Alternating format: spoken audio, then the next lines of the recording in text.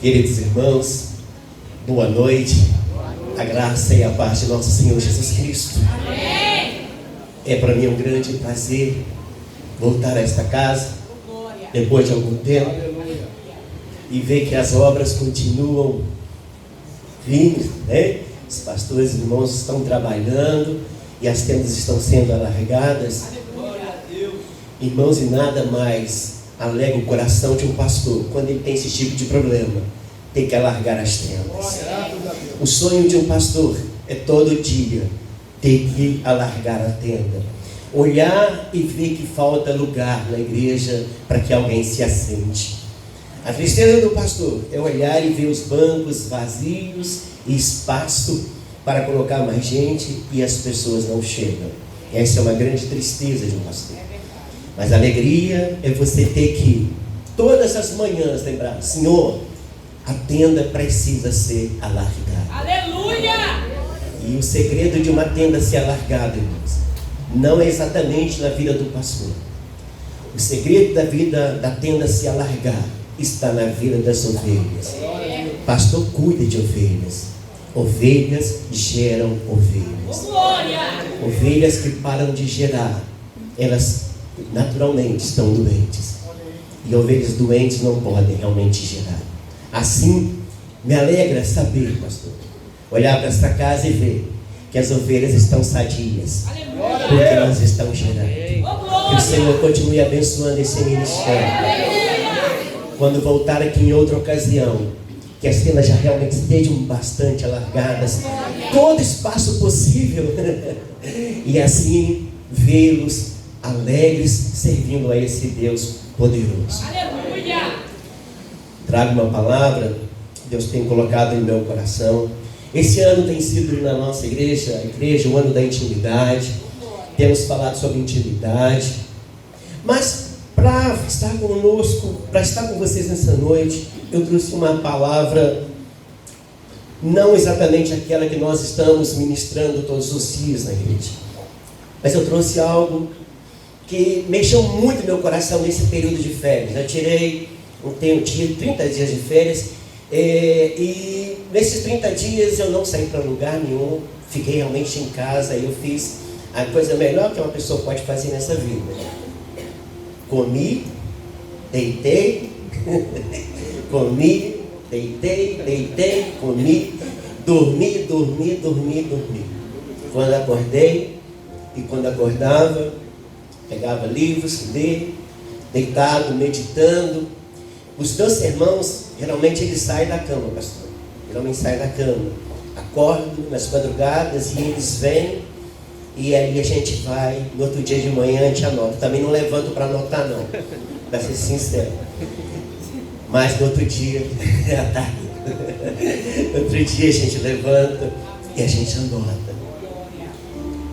E Deus falou muito no meu coração sobre coisas que nós não podíamos perder, deixar, esquecer. Mensagem da cruz, mensagem do arrependimento, a mensagem da transformação, os sonhos, a saudade do céu. Lembrar que nós temos uma pátria. E desde que tenho voltado, eu tenho falado sobre isso. No domingo, primeiro domingo após a minha volta, ministrei sobre a mensagem da cruz. No outro domingo falei sobre o dom inefável de Deus. Paulo fala lá em 2 Coríntios, depois de falar de 2 capítulos de oferta, Paulo termina dizendo do dom inefável de Deus, e que não é a oferta, que não é o carro, que não é a casa nova, que não são essas coisas, mas é Jesus Cristo, o Filho do Deus vivo. Eu tenho falado no meu coração sobre o tronco de Deus, o tronco da esperança, melhor dizendo. Lá no livro de Jó você vai encontrar, mas também nós encontramos no livro de Isaías, o tronco da esperança. Pastor, são 40 anos lendo Bíblia, e essa semana, 2 semanas atrás lendo, encontrei lá Isaías 6,13, não que eu nunca tivesse lido antes, mas saltou aos meus olhos o tronco da esperança. Tronco da esperança. E eu entendi que Deus, Ele corta a árvore, mas Ele não arranca a raiz. Deus corta a árvore, mas não arranca a raiz. Aleluia. Sabe por quê? Na raiz, quando vem a chuva, aquele tronco, por mais curto que seja, se ele tem raiz, ele volta a brotar. Aleluia. E isso encheu meu coração. Mas eu trouxe para vocês uma outra palavra. Eu vim falar com vocês de volta ao lar, ou se você quiser, quer dizer, eu vim falar de volta ao ninho. Mas se você quiser, pode ser de volta ao lar. Você pode escolher o tema que você quiser. Mas eu vim falar para vocês de volta ao ninho. E para que a gente possa falar sobre isso, eu preciso que você abra sua Bíblia no livro de Isaías, também, no capítulo 16. Eu vou tentar ser bem tranquilo para me ajudar aqui a moça, a intérprete. Nós tínhamos uma intérprete um tempo, em Bethesda, ela não vai lembrar, mas a intérprete desistiu de me interpretar. Ela disse: pastor, não tem jeito de te interpretar. O senhor fala muito rápido e a gente fica perdido. Mas eu vou tentar ser bem tranquilo. Aleluia. Glória a Deus. Palavra do Senhor, livro do profeta Isaías, capítulo 16, versos 1 e 2. Depois, na sequência da leitura, Gênesis capítulo 3. Aí nós vamos ler o finalzinho do capítulo 3. Quando nós vamos ver, ver o que Deus fez com o homem. A palavra do Senhor, Isaías 16:1 diz assim: enviai o cordeiro ao dominador da terra, desde Sela, no deserto, até o monte da filha de Sião. Verso 2: do outro modo sucederá que serão as filhas de Moabe junto aos vales de Amon, como um pássaro vagueante lançado fora do ninho. Repita comigo: pássaro, vagueante, lançado fora do ninho. Agora vamos lá para o primeiro livro da Bíblia, no capítulo 3, versos 22, 23 e 24.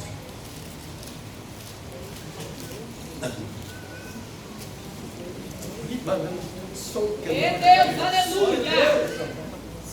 Meu Pai. Então disse o Senhor: eis que o homem se tornou como um de nós, conhecedor do bem e do mal. Assim que não estenda a mão e tome também da árvore da vida, e coma e viva eternamente. O Senhor Deus, por isso, o lançou fora do jardim do Éden, a fim de lavrar a terra de que fora tomado. Verso 24: e expulso o homem, colocou querubins ao oriente do jardim do Éden, e o refugi da sua espada que se revolvia para guardar o caminho da árvore da vida. Aleluia. Oh, glória. Eu tenho uma cena na minha memória do tempo em que criávamos periquito na nossa casa. Aliás, irmãos, periquito é uma coisa engraçada. Eu não sei se vocês já criaram periquito, mas periquito precisa de espaço para procriar. Minha esposa ganhou um casal de periquito. Era uma periquita e um periquito. E nós colocamos aquilo comprei um viveiro, e enquanto ele estava numa gaiolinha pequena, ficaram os dois. Quando colocamos num viveiro um pouquinho maior, compramos tinha uma terninha, um pezinho, uma casinha, eles multiplicaram para 4. Nasceu 2 filhotinhos. E aí eu achei que o viveiro ficou pequeno para os 4 e resolvi fazer um viveiro no chão, com tela e tal, no tamanho de 2 por 2, e aquele com 2,5 metros de altura, e aqui então ficou um viveirão. Não sei se minha menina vai lembrar, ela lembra, né? Porque dá um trabalhão, um barulheira. E os bichinhos, a mãe, a matriarca da família não saía mais do ninho. Ela ficava só deitada lá no ninho, botava um ovinho, daí nascia um filhote, ela continuava lá, botava, e logo nós enchemos o viveiro. Eram mais de 70 periquitos. Era periquito para dar e vender. E nós demos e vendemos. Mas nessa história de periquito, irmãos, aconteceu uma coisa, uma tarde estava lá limpando e olhando, e tinha um filhote amarelinho. Ele não tinha voado ainda.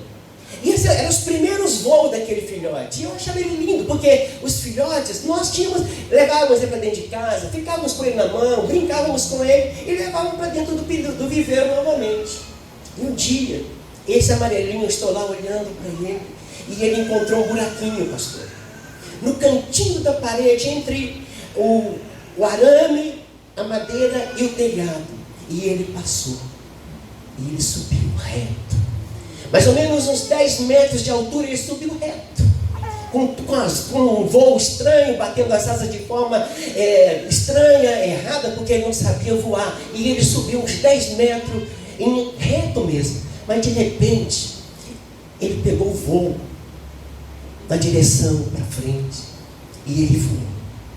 E eu olhei e esperava dele voltar. E ele rodou por cima da casa, deu umas 2 voltas e ele foi-se embora. E ele não voltou mais. Lá se foi o filhote de periquito. Você vai entender por que eu estou contando essa história. Nós temos aqui um texto. De forma negativa, fala dos oráculos de Deus. São vários oráculos. Começa no capítulo 13 e vai até no capítulo 24 de Isaías. São oráculos. Oráculos são palavras de Deus, juízo de Deus sobre as nações. E aqui eu tenho o juízo de Deus sobre Moab. E Deus escreve fala algo duro para o coração de Moab. Verso capítulo 15, e aí no capítulo 16 ele fala, olha, manda o cordeiro. De outro modo, vocês serão expulsos como pássaros da vossa terra. E aqui fora a questão escatológica do texto, porque tem uma história escatológica, nós vamos cuidar das partes práticas desse texto, dos ensinos práticos, que eu creio que vai trazer para a igreja um crescimento, um entendimento gostoso, novo, do amor de Deus, Amém. do cuidado de Deus. Aleluia. Primeiro a gente precisa identificar o assunto, porque o profeta está usando uma linguagem de figura. Ele está falando de pássaro expulso do ninho. O que seria isso? Do que ele está falando? Irmãos, como eu criei os periquitos, eu sei que eles demoram para voar. Eles ficam lá no ninho. Eles demoram a ter plumagem. E o que o Senhor está dizendo, o que ele está dizendo aqui, é que Moab, como pássaro sem plumagem, ainda recém-saído dos ovos, foram expulsos dos seus ninhos. Em outras palavras, o profeta está dizendo, Moab foi expulsa da sua terra por causa da guerra. Moab saiu correndo das suas terras por causa da guerra. Mas o que tem a ver Moab com o povo de Deus? Se você pegar a história, você vai ver que Moab não está aqui por acaso. Os moabitas não estão nessa história por acaso. Deus preserva os moabitas lá atrás, quando o Senhor manda dizimar o povo. Deus preserva os moabitas porque ele tem um parentesco com Israel, filho de incesto de Ló, com a sua filha Moabe. Mas Deus o preserva. Mesmo preservado por Deus, esse povo Moabe, eles não guardam aparentemente na memória o favor de Deus. E eles vão crescendo na terra. Eles estão ali perto de Israel, como parentes de Israel, convivendo com Israel. Mas o orgulho vai tomando conta dos moabitas. Eles vão se sentindo importantes. Determinado dia, quando Deus vai tirar Israel do Egito, o Senhor manda o povo passar pelas terras de Moabe, e os moabitas dizem: não, na nossa terra vocês não vão passar. E eles continuam ali, impedem o progresso ou a caminhada do povo de Deus, mas Deus deixa eles lá. Os dias estão passando, lutas, problemas, e Moabe está lá, abraçou os seus deuses, abraçou deuses estranhos, e Moabe está lá. Só que agora chegou a hora do juízo de Deus, da justiça de Deus. Eu queria dizer para você o seguinte: como no cartão de crédito, a fatura uma hora chega. Diga para o teu irmão: como no cartão de crédito, a fatura uma hora chega.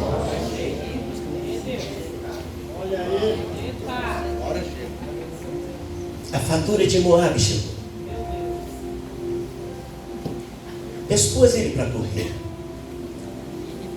Deus usaria no futuro, e usará no futuro. Questão escatológica. Vocês poderão ver isso depois. Deixa essa lição para o pastor. Mas o que importa agora é o momento. E eu quero que vocês fiquem aqui no momento. A fatura de Moabe chegou. Ele foi expulso da terra. E a Bíblia está dizendo que as mulheres estariam chorando, gritando, lamentando as dores das suas perdas,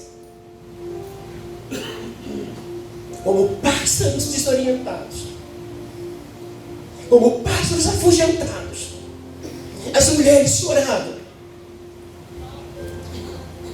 O afastamento das suas terras, ou os pássaros dos seus filhotes. Para que a gente possa entender mais ou compreender melhor o texto, eu queria que você abrisse comigo a sua Bíblia, o livro de Lucas. Aleluia. Lucas vai nos contar uma história muito parecida.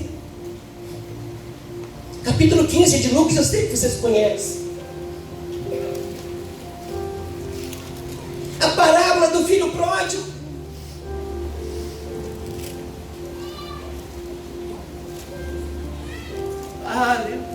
Glória a Deus.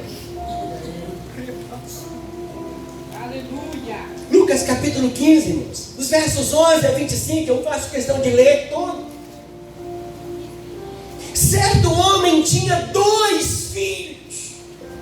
O mais moço deles disse ao pai: pai, dá-me parte dos bens que me cabe. E eles repartiam os haveres.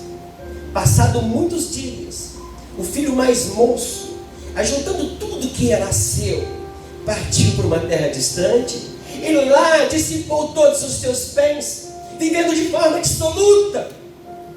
Depois de ter consumido tudo, sobreveio àquele país uma grande fome e ele começou a passar necessidades. Então ele foi e se agregou a um dos cidadãos daquela terra, e este mandou para os seus campos guardar porcos. Ali desejava ele fartar-se das alfarrobas que os porcos comiam, mas ninguém lhe dava nada. Então, caindo ele em si, disse ele, quantos trabalhadores do meu pai têm fartura de pão, e eu aqui morro de fome. Levantar-me-ei, irei ter com meu pai, e lhe direi: pai, pequei contra o céu e contra ti, já não sou digno de ser chamado filho. Trata-me como um dos teus trabalhadores. E levantando foi para a casa do seu pai. E vinha ele longe, quando seu pai o avistou, e compadecido dele, correndo, abraçou e beijou. E o filho lhe disse: pai, pequei contra o céu e contra ti, já não sou digno de ser chamado teu filho. O pai, porém, disse aos seus servos, trazei depressa a melhor roupa, veste-o, ponde-lhe o anel no dedo e sandálias nos pés, trazei também e matai um novilho cevado, comamos e regozijamos. porque este meu filho estava morto e reviveu, estava perdido e foi achado. Aleluia. E começaram a regozijar. Estava perdido e foi achado. Meus irmãos, e aqui eu começo a falar para vocês. Na verdade, nós homens e mulheres, todos nós, somos como pássaros perdidos, pássaros sem ninhos. Nos tornamos como pássaros fora do ninho. Estamos longe da nossa morada, longe da nossa casa. E esse estar longe da nossa casa muitas vezes nos deixa confusos, desorientados, inseguros.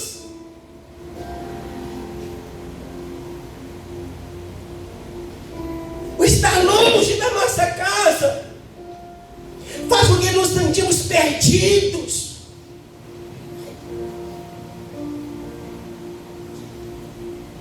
Alguém já saiu de casa sem rumo? Ou no meio da estrada, se deu conta de não sabia para onde estava indo? Isso não acontece com gente nova, pastor. Isso acontece com quem está chegando aos 60 como eu. Você entra no carro e começa a dirigir. E você vai caminhando. E você dirige até um determinado momento da estrada, você pergunta assim: para onde eu estou indo? Onde eu queria ir? E por alguns segundos você se sente perdido. Isso não deve ter acontecido com vocês, porque vocês são jovens, mas acontece comigo.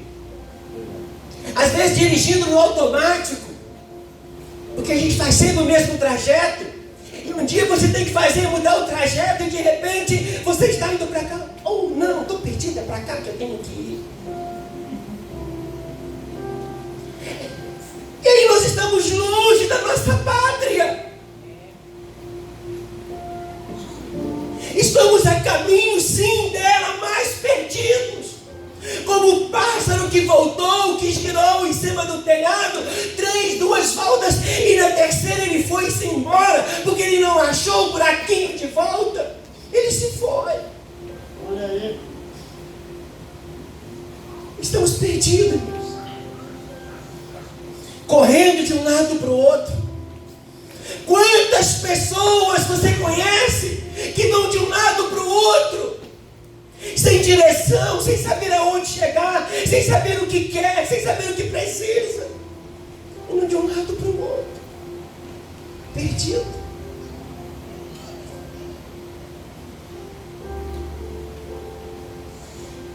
Vamos ser como criança, porque a criança, mesmo perdida, ela ainda se sente segura. Ela vai perceber que ela está perdida depois de muito tempo, quando ela olha: cadê mamãe? Cadê papai?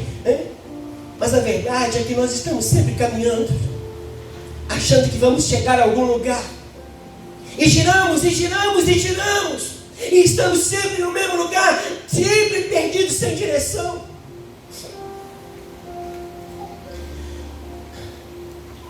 Pior, correndo atrás de vento. Você pode repetir isso comigo? Correndo atrás de vento.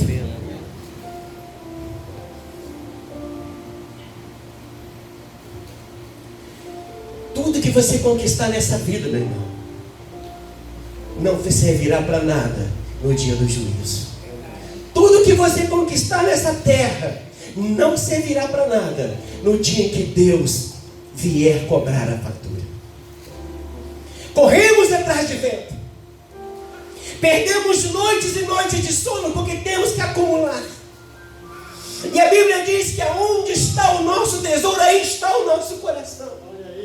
E nós estamos juntando tesouro nessa correria, nesse coração aflito, nesse desespero de encontrar, de chegar a algum lugar. Estamos acumulando e acumulando e acumulando. Irmãos, e a pior coisa que tem é você caminhar carregando fardo.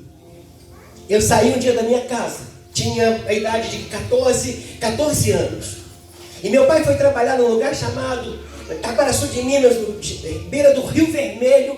E isso, eu saí de casa 9 horas da manhã. E no dia que fomos pela primeira vez para trabalhar, pastor, a gente foi na carroceria do caminhão. E o caminhão viajou 1 hora e nós chegamos ao destino. E eu achei que 1 hora de caminhão seria umas 2 horas de caminhada. E eu peguei uma sacola, uma bolsa, coloquei minhas tralhas na bolsa, peguei uma bisnaga de pão, né? Vocês conhecem aquelas bisnagas compridas? Hoje não tem mais isso, né? Eu gostei aqueles pãozinhos michurucazinhos. Mas aquelas coisas grandonas que vendia quando eu tinha 14 anos. Pouca gente conhece isso. De meio quilo. Rachei aquele negócio no meio. Peguei 2 latas de sardinha, abri e enchi aquele pão de sardinha. E fui para a estrada fora comendo pão e sardinha. Irmãos, eu peguei meia hora de carona na estrada. Graças a Deus que eu consegui meia hora de carona na estrada. Mas eu saí de casa 10 horas da manhã, ou 9, não lembro exato. Mas eu sei a hora que eu cheguei. 3:30 da tarde no meu destino. Cheguei, perguntei para o moço, cadê meu pai? Ele disse, seu pai foi embora hoje de manhã. E eu sentei, encostei na parede e eu dormi. E no outro dia, 7 horas, ele me acordou. Toninho, está quase na hora do caminhão de leite passar, você não vai voltar? Eu dormi de 3 da tarde até outro dia, 7 horas da manhã, de tão cansado que fiquei. O que estou dizendo para vocês? Eu carreguei um fardo, eu caminhei com um peso nas costas. E aquilo dobrou o peso da caminhada. E nós estamos juntando fardo nessa caminhada, irmãos. Pai. Expulsos do ninho, sem direito a achar o caminho de volta, carregando fardos. E o nosso único e a nossa única esperança é que sabemos que nós temos um ninho.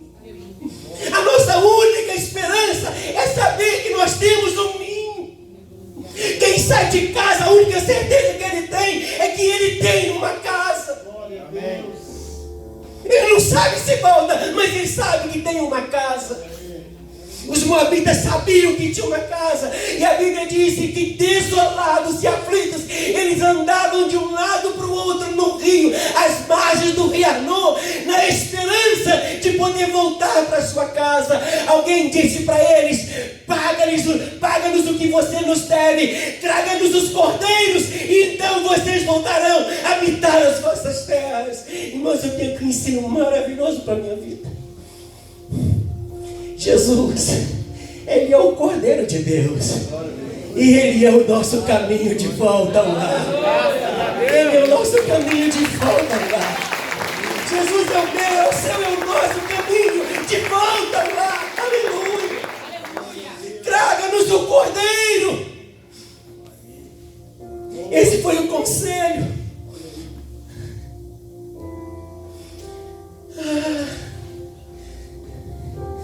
Eu escrevi aqui nas minhas anotações. Não sabemos como voltar. E mesmo sabendo, não conseguimos voltar. Ou às vezes, escrevo, desorientados e enganados, nem sequer queremos voltar. Desorientados e enganados, nem sequer queremos voltar. Eu estou falando de que um dia fomos expulsos da nossa casa. Às vezes o lugar de aconchego, o lugar em que nós deveríamos ser abraçados, amados, respeitados, nós somos expulsos deles, somos enganados. Somos frustrados.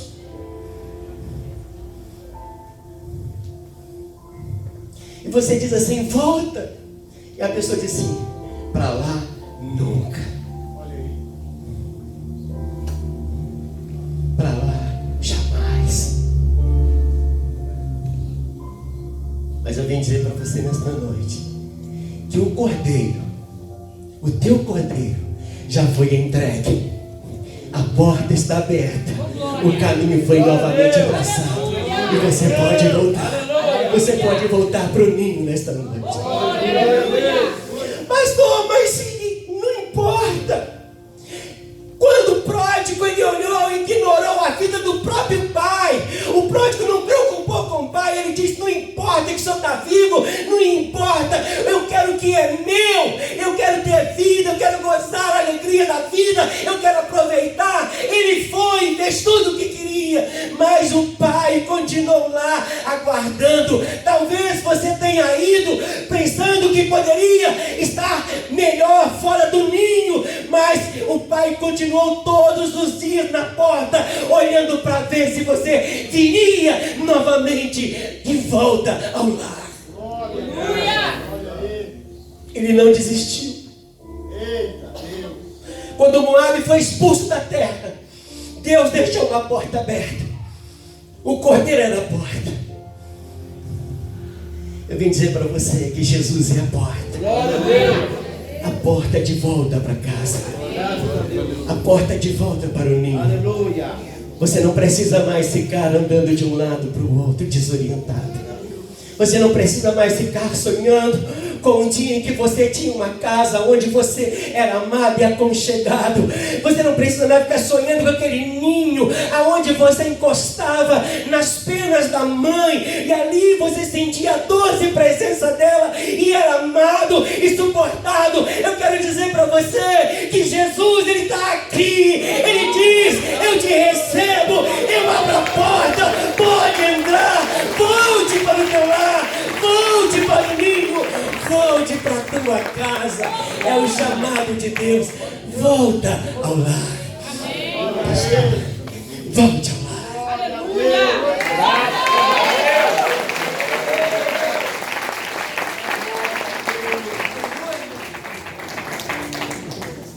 Glória a Deus. Glória a Deus. Queridos, hoje é noite de salvação. Aleluia. Glória a Deus. Nós sabemos que Deus trouxe pessoas nessa noite para ouvir essa mensagem. Nos trouxe, mas trouxe outros que estão se sentindo longe de casa, que estão longe de casa, que por algum motivo ficaram longe de casa. E eu tenho certeza que o Espírito Santo falou ao seu coração. Glória a Deus. Talvez você entrou pelas portas dessa igreja nessa noite pensando em dar um fim na sua vida. Talvez você entrou pelas portas dessa igreja dizendo para você mesmo que se hoje você não escutasse algo diferente, hoje seria o fim. E eu venho te dizer que realmente hoje é o fim. Porque o Pai estava te esperando de braços abertos para dar um fim nessa caminhada triste que você vinha fazendo. Talvez as suas madrugadas tenham sido madrugadas de choro, desde que você se afastou dos caminhos do Senhor. Talvez você tenha curtido tantas coisas no mundo, mas como diz aquela canção, quem já pisou no Santo dos Santos não consegue viver bem em outro lugar. E o Senhor te trouxe aqui nessa noite. Aleluia.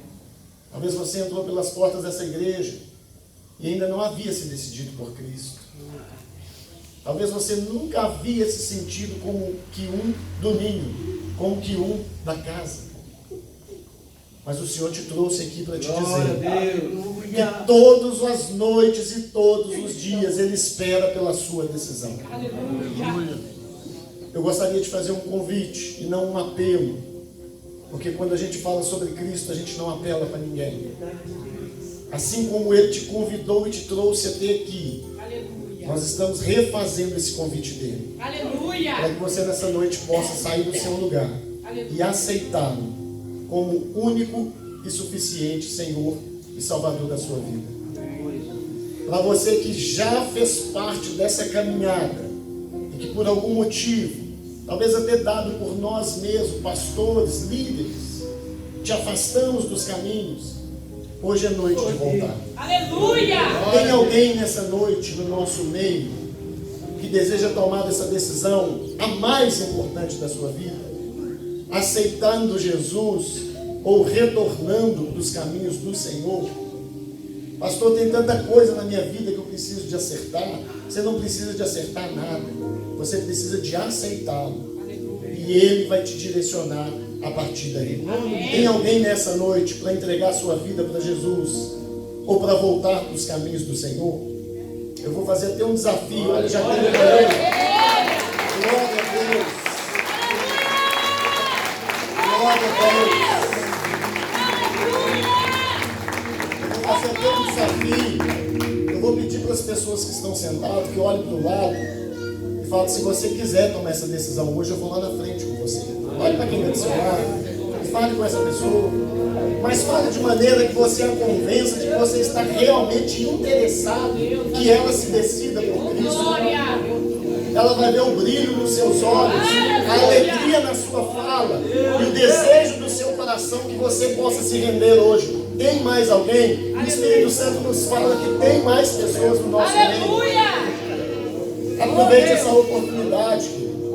Aleluia. Querido ou querida, tem mais um jovem aqui na sala. Tem mais um aqui. Glória a Deus.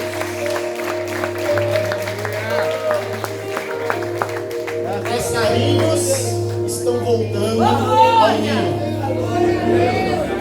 Me emociona, pastor Toninho, quando a palavra diz: Israel, queria eu como uma galinha juntá-los debaixo das minhas asas. O Senhor está querendo trazer mais pessoas para debaixo das suas asas. Aleluia! E tem no nosso meio mais pessoas. Glória! Pastor, você vai insistir até quando? Até quando eu te ver levantar e vir aqui. Aleluia! Tem mais uma pessoa nessa noite. Não vai embora sem tomar essa decisão. Antes, a gente como crente dizia assim: você pode sair ali, pode morrer, pode ser atropelado, pode, mas não é por isso. Nós insistimos porque amanhã pode fazer 24 horas que você já está debaixo do cuidado desse Deus. Aleluia! Porque morrer, todos nós podemos sair ali e morrer, cair, bater a cabeça, não bate a cabeça não, que esse cara está irregular, não dá problema. Mas você pode sair e morrer na sua casa, todo mundo, qualquer um de nós. O problema é para onde iremos depois que a gente morrer. E nessa noite, você pode decidir isso. Talvez você pense: pastor, mas se eu vir aqui na frente, levantar a mão e falar que estou aceitando, e aí já está pronto quando eu ir embora? A Bíblia diz que aquele que confessar o meu nome, você precisa de vir aqui confessar o nome dele. Aleluia! Diante da igreja, diante do céu, diante do inferno. A Bíblia diz: ao que crê. Você precisa crer que essa atitude vai te fazer ter direito na salvação. Porque antes dessa sua atitude, teve a atitude dele na cruz do Calvário, cuidando do ninho, cuidando da casinha, para que você pudesse ficar nos cuidados das asas, debaixo das asas. Estou esperando você, querido ou querida, que está no nosso meio, afastado dos caminhos do Senhor, ou que ainda não havia se decidido por Cristo. Levante-se e venha se somar com esse grupo. Tome essa decisão na sua vida. E amanhã você vai poder dizer: hoje é o segundo dia que eu fui lá no cartório celestial e passei o direito da minha vida por um Senhor tomar conta. Glória a Deus. Cadê você? Levante-se do seu lugar e venha aqui à frente. O Senhor está falando com você. O Espírito Santo já tocou no seu coração. Aleluia! Caso você não queira tomar essa decisão agora, você pode nos procurar ao final do culto, não tem problema. Nós vamos entregar a sua vida juntamente com você nas mãos do Senhor. Amém! E vamos orar por você e com você. Glória a Deus. Amém? Amém!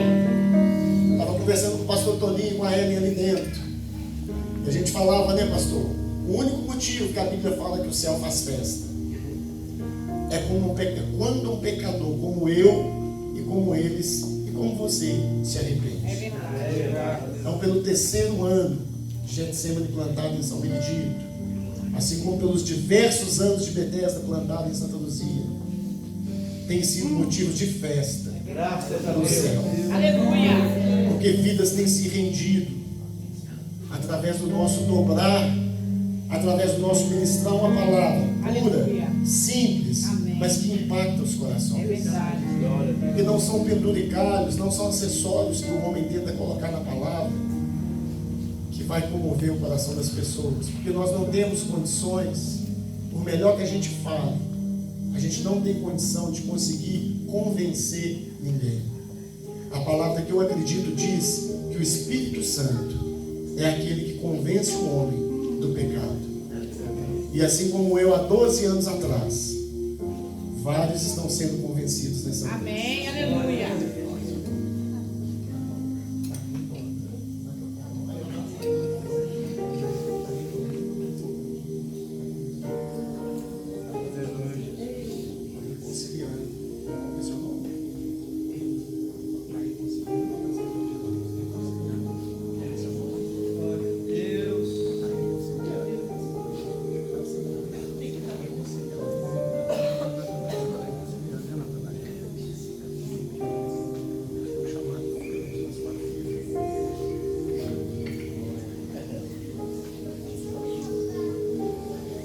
Glória a Deus. Natanael, Tifa, Pedro e Carol. Pela segunda vez eu consigo falar o nome de todo mundo. Glória a Deus. A gente passa dos 40, já não é fácil de ficar lembrando os nomes.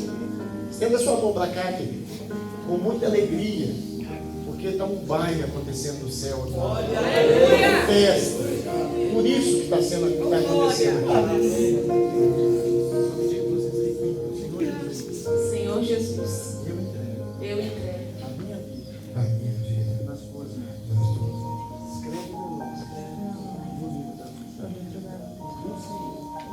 Eu vou e eu preciso. Como meu Senhor. Escreve meu nome no livro da vida. Pode ter certeza, querido, que já está escrito. Você pode aplaudir o Senhor.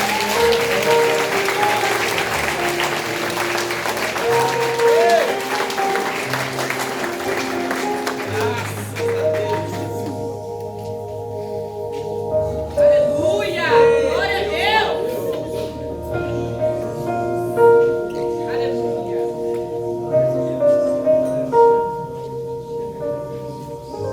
Vou pedir que eles vão lá atrás, vai pegar os dados. Essa semana eles vão receber uma ligação, uma mensagem. E nós vamos estar programando uma visita. Crente é chato. Quando a gente aceita Jesus, eles vão na casa da gente. Pelo menos antigamente era assim, né, pastor Antônio?